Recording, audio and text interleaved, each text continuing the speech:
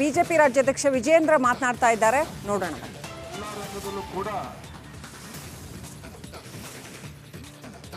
India should emerge as a global leader. ಹಾಗಾಗಿ ನರೇಂದ್ರ ಮೋದಿ ಅವರು ಹೇಳಿರ್ತಕ್ಕಂಥದ್ದು ಒಂದು ಆಟೋಮೊಬೈಲ್ ಮ್ಯಾನುಫ್ಯಾಕ್ಚರಿಂಗ್ ಹಬ್ ಆಗಿ ಇವತ್ತು ಪರಿವರ್ತನೆ ಆಗಬೇಕು ಇವತ್ತು ಭಾರತ ಅಂತಕ್ಕಂಥದ್ದು.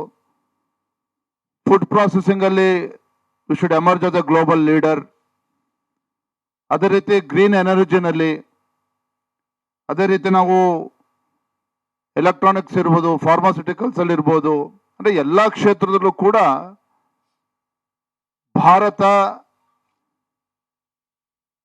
ಸ್ವಸಾಮರ್ಥ್ಯದಿಂದ ಒಂದು ಆತ್ಮನಿರ್ಭರ ಭಾರತ ಆಗಬೇಕು ಅನ್ನೋ ವಿಚಾರವನ್ನ ಇವತ್ತು ದೇಶದ ಮತದಾರ ಮುಂದೆ ಇಟ್ಟಿದ್ದಾರೆ.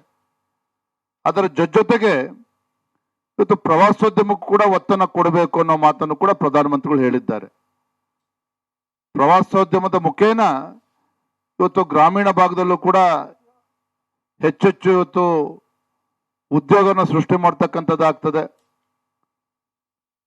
ಇವತ್ತು ಮತ್ತೊಂದು ವಿಚಾರವನ್ನು ಹೇಳಿದ್ದಾರೆ, ಮುದ್ರಾ ಯೋಜನೆ.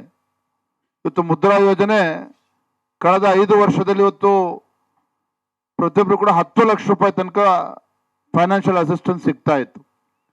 ಈಗ ಅದೇ ಮುದ್ರಾ ಯೋಜನೆಯಲ್ಲಿ 20 ಲಕ್ಷದವರೆಗೂ ಸಹ ಅದನ್ನ ಹೆಚ್ಚು ಮಾಡಿರ್ತಕ್ಕಂಥದ್ದು ಕೂಡ ಯುವಕರಿಗೆ ಒಂದು ದೊಡ್ಡ ಸಂತೋಷ ತರ್ತಕ್ಕಂಥ ವಿಚಾರ. ಮತ್ತೆ 70 ವರ್ಷದ ಮೇಲ್ಪಟ್ಟವರಿಗೆ ಇವತ್ತು ಆರೋಗ್ಯ ತಪಾಸಣೆಗೆ ಅವ್ರಿಗೆ ಅವಕಾಶ ಮಾಡಿಕೊಟ್ಟಿರ್ತಕ್ಕಂಥದ್ದು. ಈ ರೀತಿ ಎಲ್ಲಾ ಕ್ಷೇತ್ರಗಳಿಗೂ ಕೂಡ ಒತ್ತು ಕೊಡ್ತಕ್ಕಂಥ ಕೆಲಸ ಮಾಡಿದ್ದಾರೆ. ಒಂದೇ ಮಾತಿನಲ್ಲಿ ಹೇಳಬೇಕು ಅಂತ ಹೇಳಿದ್ರೆ, ಬಾಬಾ ಸಾಹೇಬ್ ಅಂಬೇಡ್ಕರ್ ಒಂದು ಕನಸೇನಿತ್ತು, ದೇಶದ ಕಟ್ಟಕಡೆಯ ವ್ಯಕ್ತಿಗೂ ಸಹ ಸವಲತ್ತುಗಳು ತಲುಪಬೇಕು, ದೇಶದ ಕಟ್ಟಕಡೆಯ ವ್ಯಕ್ತಿನೂ ಸಹ ಸ್ವಾಭಿಮಾನದಿಂದ ಬಾಳಿ ಬದುಕಬೇಕು. ಆ ಒಂದು ದೃಷ್ಟಿಕೋನ ಇಟ್ಕೊಂಡು ಇವತ್ತು ನರೇಂದ್ರ ಮೋದಿಜಿಯವರು ಇವತ್ತು ನಮ್ಮ ಒಂದು ಸಂಕಲ್ಪ ಪತ್ರನ ಮುಂದೆ ಇಟ್ಟಿದ್ದಾರೆ. ಇವತ್ತೇನು ಗರೀಬ್ ಕಲ್ಯಾಣ್ ಯೋಜನೆ ಅಡಿಯಲ್ಲಿ 5 kg ಅಕ್ಕಿಯನ್ನ ಕೊಡ್ತಾ ಇದ್ವಿ, ರೇಷನ್ ಅನ್ನ ಕೊಡ್ತಾ ಇದ್ವಿ. ಅದನ್ನ ಮುಂದಿನ 5 ವರ್ಷಕ್ಕೂ ಕೂಡ ವಿಸ್ತರಣೆ ಮಾಡಿರ್ತಕ್ಕಂಥದ್ದು ಕೂಡ ಬಹಳ ಪ್ರಮುಖವಾಗಿರ್ತಕ್ಕಂಥ ಅಂಶ. ಇವತ್ತು ಲಖಪತಿ ದೀದಿ 1 ಕೋಟಿ ಲಖಪತಿ ದೀದಿ ಈಗಾಗಲೇ ಕಳೆದ ಯೋಜನೆ ಚಾಲ್ತಿ ಬಂದ್ಮೇಲೆ 1 ಕೋಟಿ ಲಖಪತಿ ದೀದಿಯನ್ನ ಟಾರ್ಗೆಟ್ ಇಟ್ಕೊಂಡು ಇವತ್ತು ಅಚೀವ್ ಆಗಿರ್ತಕ್ಕಂಥದ್ದು. ಮುಂದಿನ 5 ವರ್ಷದಲ್ಲಿ 3 ಕೋಟಿ ಲಖಪತಿ ದೀದಿಯನ್ನ ಸೃಷ್ಟಿ ಮಾಡಬೇಕು ಅಂತಕ್ಕಂಥ ಒಂದು ಯೋಜನೆ ಇಟ್ಕೊಂಡು ಹೊರಟಿರ್ತಕ್ಕಂಥದ್ದು.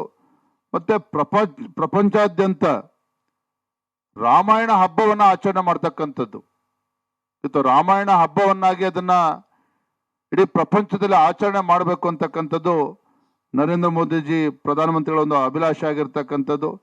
ಇವತ್ತು ಒಟ್ಟಾರೆಯಾಗಿ ಎಲ್ಲಾ ಮೂಲಭೂತ ಸೌಕರ್ಯಗಳು, ರೋಡ್ವೇಸ್, ರೈಲ್ವೇಸ್, ವಾಟರ್ವೇಸ್ ಮತ್ತು ಏರ್ವೇಸ್ 4 ಕ್ಷೇತ್ರಗಳು ಕೂಡ ಹೆಚ್ಚು ಒತ್ತನ್ನು ಕೊಡ್ತಾ ಇರ್ತಕ್ಕಂಥದ್ದು. ಒಟ್ಟಾರೆಯಾಗಿ ಇದೆಲ್ಲದೂ ಸಹ ಭಾರತ ಅಭಿವೃದ್ಧಿ ಆಗ್ತಕ್ಕಂಥ ನಿಟ್ಟಿನಲ್ಲಿ ಏನು ಮೂಲಭೂತ ಸೌಕರ್ಯಗಳಿಗೆ ಒತ್ತನ್ನು ಕೊಡಬೇಕು, ಆ ನಿಟ್ಟಿನಲ್ಲೂ ಕೂಡ ನಮ್ಮ ಪ್ರಣಾಳಿಕೆ ಇವತ್ತು ಸಂಕಲ್ಪ ಪತ್ರ ಇವತ್ತು ಜನರ ಮುಂದೆ ಇಟ್ಟಿರ್ತಕ್ಕಂಥದ್ದು ನಿಜವಾಗ್ಲೂ ಕೂಡ ನಮಗೆ ಸಂತೋಷ ತರ್ತಕ್ಕಂಥ ಸಂಗತಿ. ಇವತ್ತು ಕಾಂಗ್ರೆಸ್ ದೇಶದ ಜನ ಇವತ್ತು ಮರ್ತೋಗಿದ್ದಾರೆ ಕಾಂಗ್ರೆಸ್ ಪಕ್ಷದ ಬಗ್ಗೆ. ಇವತ್ತು ಇಡೀ ದೇಶದಲ್ಲಿ 40-50 ಸೀಟ್ ಬರ್ತದೆ ಅಂತ ಹೇಳಿ ಯಾರು ಕೂಡ 45-50 ಸ್ಥಾನಗಳು ಕೂಡ ಗೆಲ್ತಕ್ಕಂಥದ್ದು ಕಷ್ಟ ಇದೆ ಕಾಂಗ್ರೆಸ್ ಪಕ್ಷಕ್ಕೆ. ಅಂತಲ್ಲಿ ಪೊಳ್ಳು ಭರವಸೆಗಳನ್ನ ಕೊಡೋದ್ರ ಮೂಲಕ ಇವತ್ತು ತಮ್ಮ ಮ್ಯಾನಿಫೆಸ್ಟೋನ ಕಾಂಗ್ರೆಸ್ ಪಕ್ಷ ಇಟ್ಟಿರ್ತಕ್ಕಂಥದ್ದು ಒಂದ್ ಕಡೆ ಆದ್ರೆ, ನಮ್ಮ ಭಾರತೀಯ ಜನತಾ ಪಾರ್ಟಿ, ನಮ್ಮ ಹೆಮ್ಮೆಯ ಪ್ರಧಾನಮಂತ್ರಿ ನರೇಂದ್ರ ಮೋದಿಜಿಯವರು ದೇಶದ ಉಜ್ವಲ ಭವಿಷ್ಯದ ದೃಷ್ಟಿಯಿಂದ ಒಂದು ಸಂಕಲ್ಪ ಪತ್ರವನ್ನ ಈ ದೇಶದ 97 ಕೋಟಿ ಮತದಾರ ಮುಂದೆ ಇಟ್ಟಿದ್ದಾರೆ. ಹಾಗಾಗಿ ನಿಜವಾಗ್ಲೂ ಕೂಡ ಈ ಅಂಬೇಡ್ಕರ್ ಜಯಂತಿಯ ಸಂದರ್ಭದಲ್ಲಿ ಒಂದು ಉತ್ತಮ ಸಂದೇಶವನ್ನು ಪ್ರಧಾನಮಂತ್ರಿಗಳು ನೀಡಿದ್ದಾರೆ ಅಂತಕ್ಕಂಥದ್ದು ನನ್ನ ಭಾವನೆ. ಖಂಡಿತ ಒನ್ ನೇಷನ್ ಒನ್ ಎಲೆಕ್ಷನ್ ಬಹಳ ವರ್ಷಗಳಿಂದ ಇದ್ರ ಬಗ್ಗೆ ಚರ್ಚೆ ಆಗ್ತಾ ಇದೆ. ಮತ್ತೆ ಇದರಲ್ಲಿ ಏನೋ ದುರುದ್ದೇಶ ಇದೆ ಅನ್ನೋ ಭಾವನೆ ಇವತ್ತು ಕಾಂಗ್ರೆಸ್ ಪಕ್ಷದವರು ಇವತ್ತು ಅಲ್ಲಲ್ಲಿ ಮಾತನಾಡ್ತಕ್ಕಂಥದ್ದು ಸರಿಯಲ್ಲ. ಎಷ್ಟು ಸಾವಿರಾರು ಕೋಟಿ ಇವತ್ತು ಪೋಲ್ ಆಗ್ತದೆ ಇವತ್ತು ಚುನಾವಣೆ ಸಂದರ್ಭಗಳಲ್ಲಿ, ಮತ್ತು ಎಷ್ಟು ಸಮಯ ವ್ಯರ್ಥ ಆಗ್ತದೆ, ಎಲ್ಲವುದನ್ನು ಕೂಡ ಗಮನದಲ್ಲಿ ಇಟ್ಕೊಂಡು ಒಂದು ದೂರದೃಷ್ಟಿತ್ವ ಇರತಕ್ಕಂಥ ಒಂದು ಚಿಂತನೆಗಳೊಂದಿಗೆ ಒನ್ ನೇಷನ್ ಒನ್ ಎಲೆಕ್ಷನ್ ಇರ್ಬೋದು, ಮತ್ತು ಎಲ್ಲ ಯೋಜನೆಗಳು ಎಲ್ಲವೂ ಕೂಡ ದೇಶದ ಒಳಿತಿಗೋಸ್ಕರ ಇವತ್ತು ನಮ್ಮ ನರೇಂದ್ರ ಮೋದಿಜಿಯವರು ತಮ್ಮ ಸಂಕಲ್ಪ ಪತ್ರದೊಂದಿಗೆ ಮುಂದಿಟ್ಟಿದ್ದಾರೆ ಅಂತಕ್ಕಂಥದ್ದು ಬಹಳ ಗಮನಿಸಬೇಕಾಗಿರ್ತಕ್ಕಂಥ ವಿಚಾರ. ನಮಸ್ಕಾರ.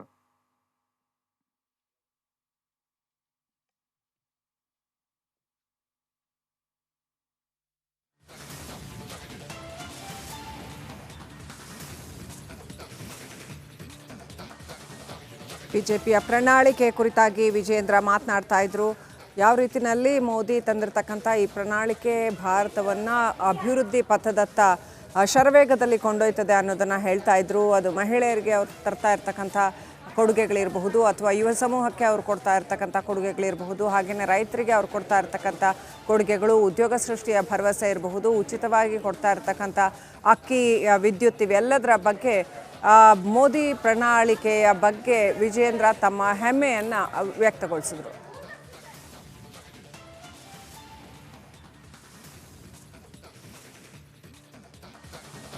ಮೋದಿ ಪ್ರಣಾಳಿಕೆ ಕುರಿತಾಗಿ ಬಿಜೆಪಿಯಲ್ಲಿ ಸಾಕಷ್ಟು ಹೆಮ್ಮೆ ವ್ಯಕ್ತವಾಗ್ತಾ ಇದೆ. ಲಖಪತಿ ದೀದಿ ಯೋಜನೆಯ ಕುರಿತಾಗಿ ಅದರಿಂದ ಮಹಿಳೆಯರಿಗೆ ಎಷ್ಟರ ಮಟ್ಟಿಗೆ ಅನುಕೂಲ ಆಗುತ್ತೆ, ಹಾಗೆಯೇ ಮೂಲಭೂತ ಸೌಕರ್ಯಗಳಿಗೆ ಒತ್ತು ಕೊಟ್ಟಿರೋದ್ರಿಂದ ಎಷ್ಟು ಅನುಕೂಲ ಆಗುತ್ತೆ, ದೇಶದ ಭವಿಷ್ಯಕ್ಕಾಗಿ ಅತ್ಯುತ್ತಮವಾದಂಥ ಪ್ರಣಾಳಿಕೆ ಇದು ಅನ್ನೋಂಥದ್ದನ್ನು ವಿಜೇಂದ್ರ ಹೇಳಿಕೊಂಡಿದ್ದಾರೆ.